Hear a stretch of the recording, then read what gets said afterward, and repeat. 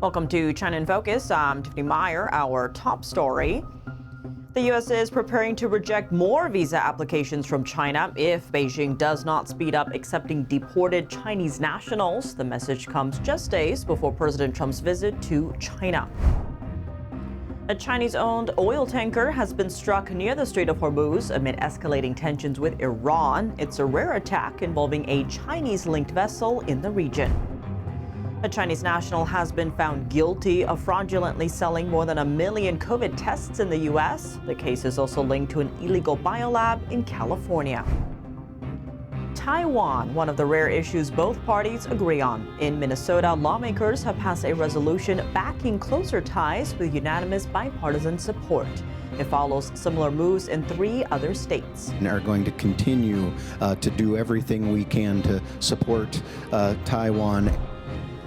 And China is handing down suspended death sentences to 2 former defense ministers. It marks one of the most severe punishments in Chinese leader Xi Jinping's sweeping military corruption crackdown.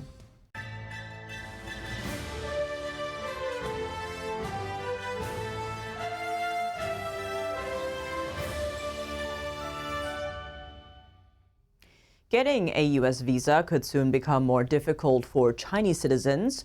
Washington is preparing to reject more visa applications from China if Beijing does not speed up accepting deported Chinese nationals.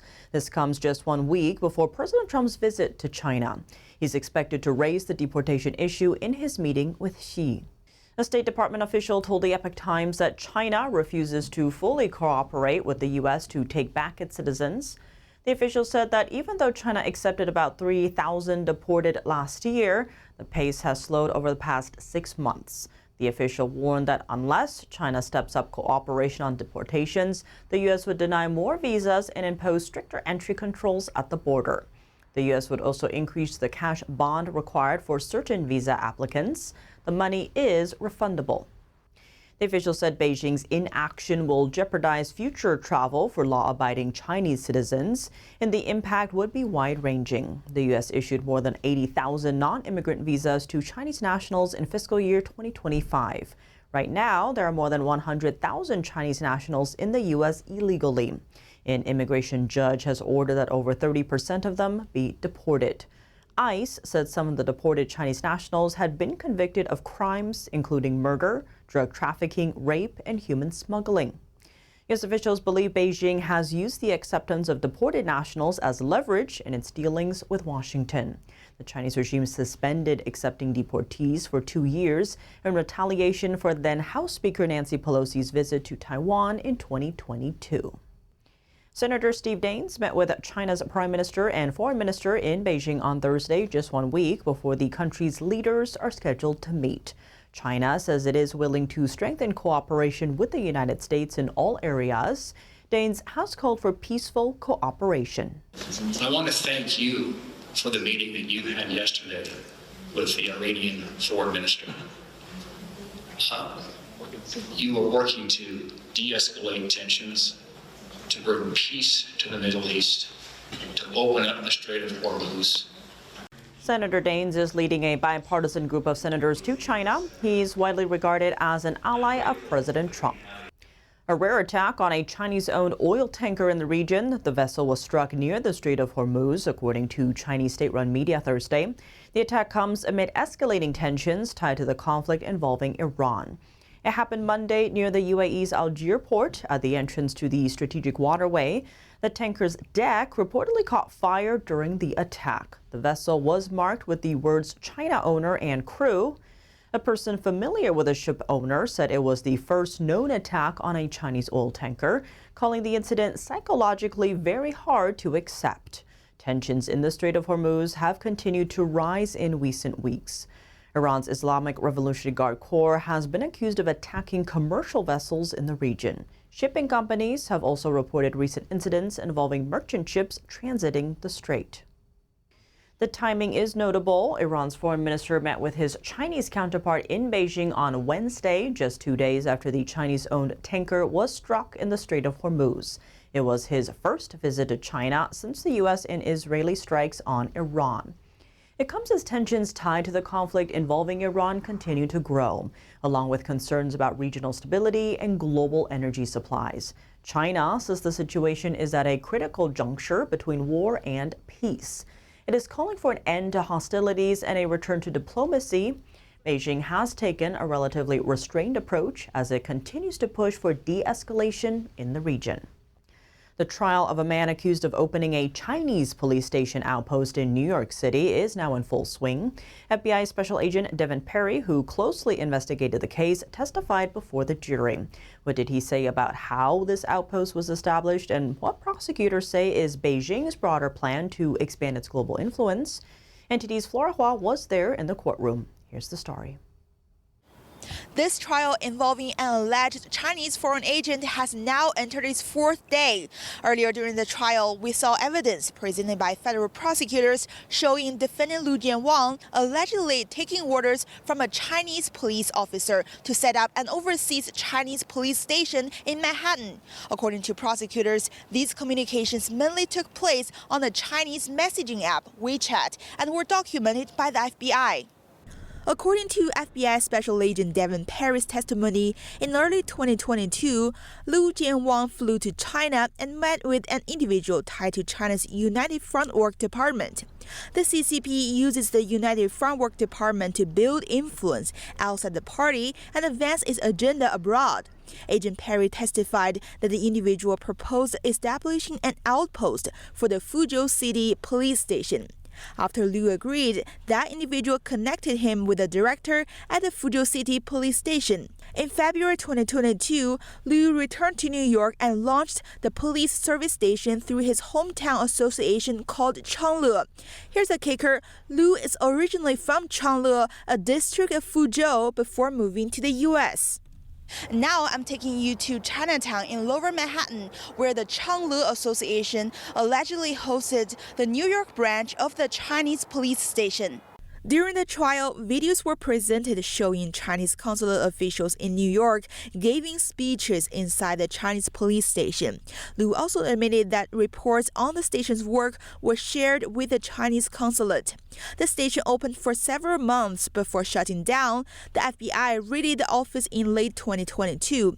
Liu is accused of acting as an unregistered agent for the CCP.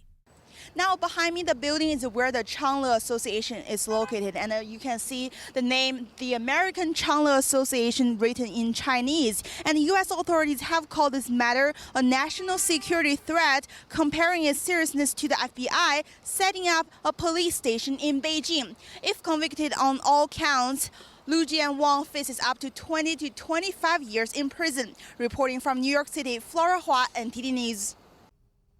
A Chinese national convicted in COVID test scheme. A jury has found him guilty of fraudulently selling more than 1 million COVID tests in the U.S.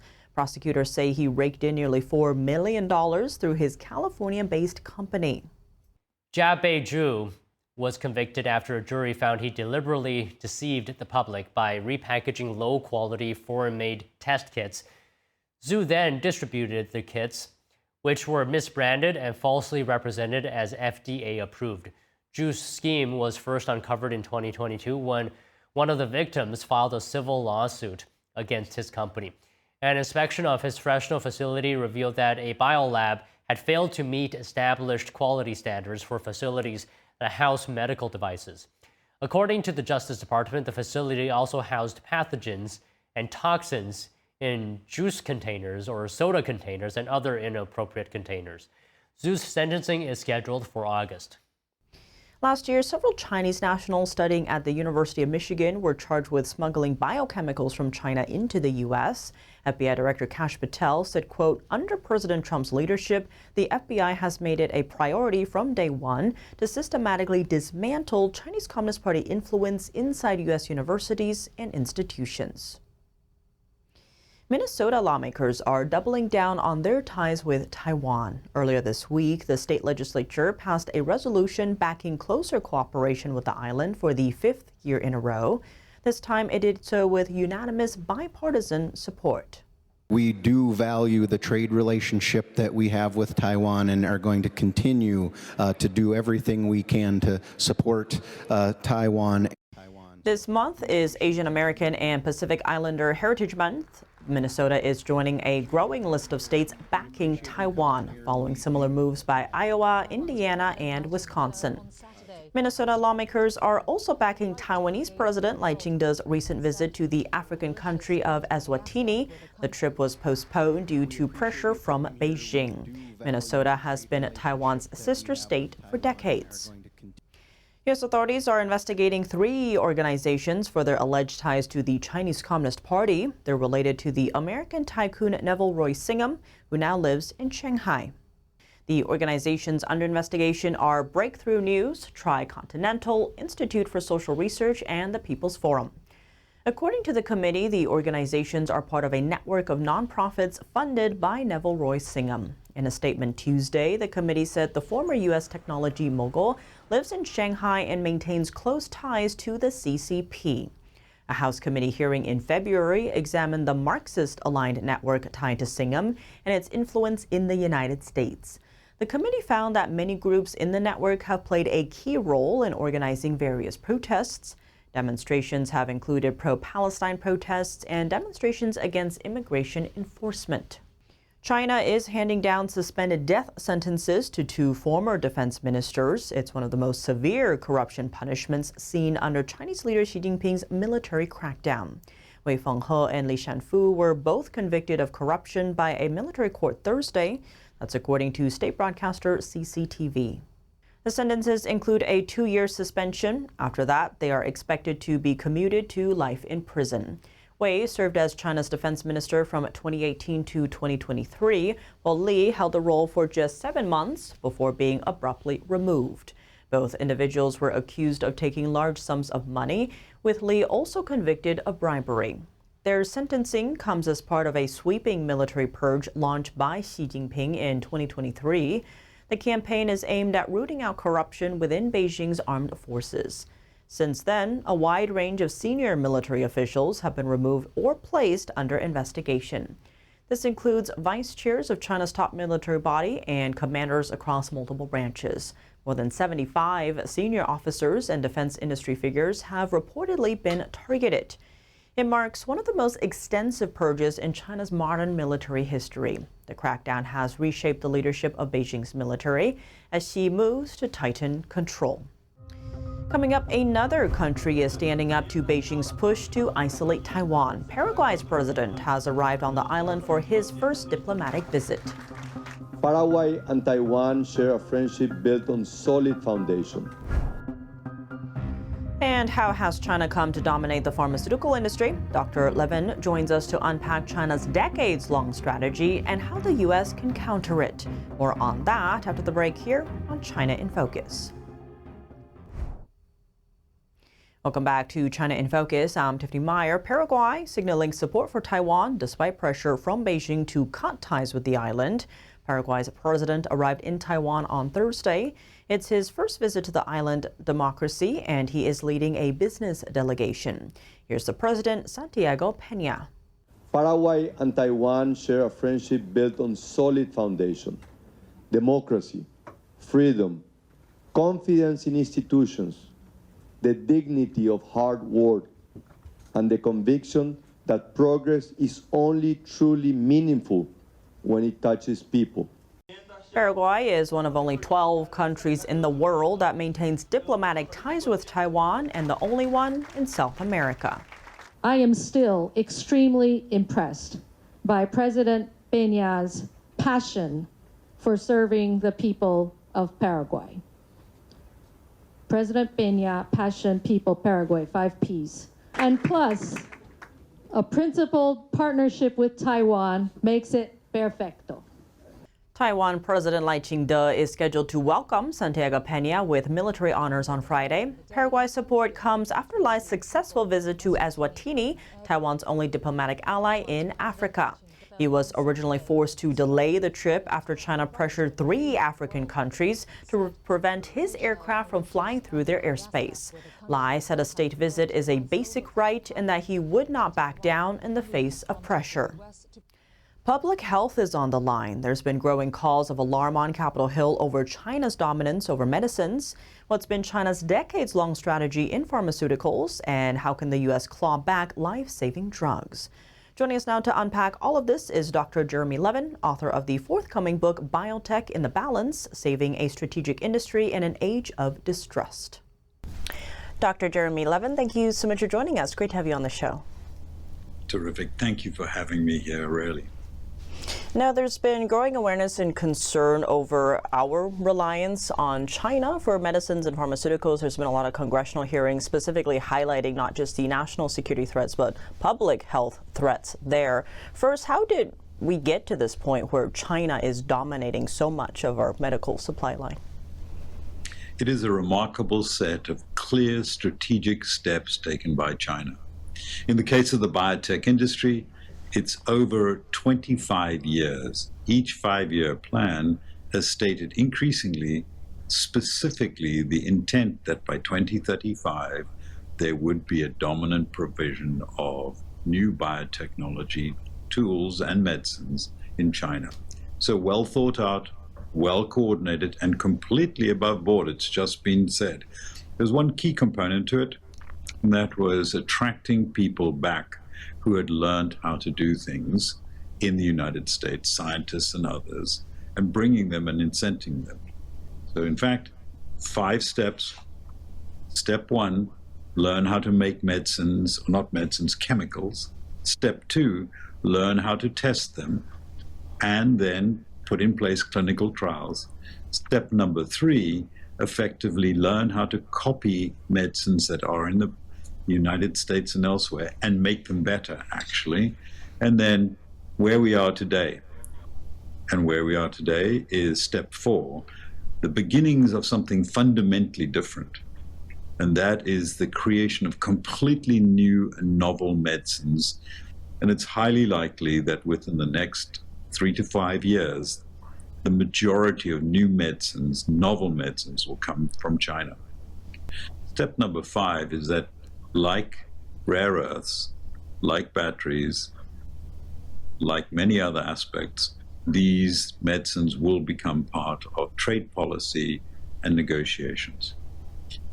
So I think it was a very well thought out, deliberate, and extraordinarily well executed and publicly clear set of steps, and America was asleep at the wheel. You actually have a forthcoming book coming out called Biotech in the Balance, and I think it provides very clear assessment of where we are, how we came here. You have your insider perspective that you're sharing there. Talk about why you wrote the book. Why now?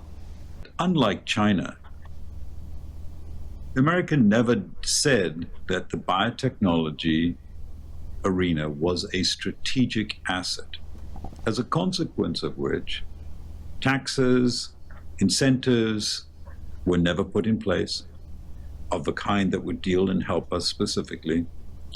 And don't forget, Tiffany, really interestingly, 70% of all medicines, new medicines that are produced by the large companies, come from about 1,000 biotech companies in the United States.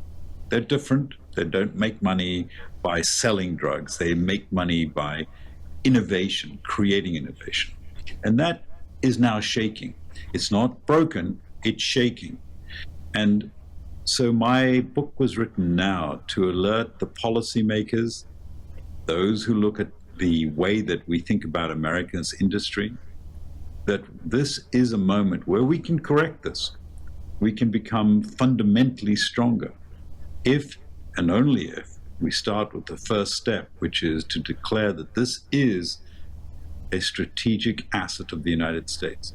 China understood this a long time ago, copied what was going on in the United States, built it into the system that they have created, and they're on a roll. And that role is remarkable. But here in America, I believe strongly that if we address the issue as a competitive issue, we would be very, very likely to be much more successful than we will be. But if we don't do that, innovation won't stop, can't stop, but it will migrate. It will migrate to China. Capital won't stop investing in the area, but it too will migrate. What would be some of the steps that you would advise companies, policymakers in the U.S. to take right now to start reducing or cutting off that reliance and dependence that we find ourselves in on China? The first and most important is the recognition by the administration and Congress that this is a crucial area, one that we cannot afford to lose at all. That will lead to tax policies, that leads to all sorts of different levers that they have on a policy basis. That can take place.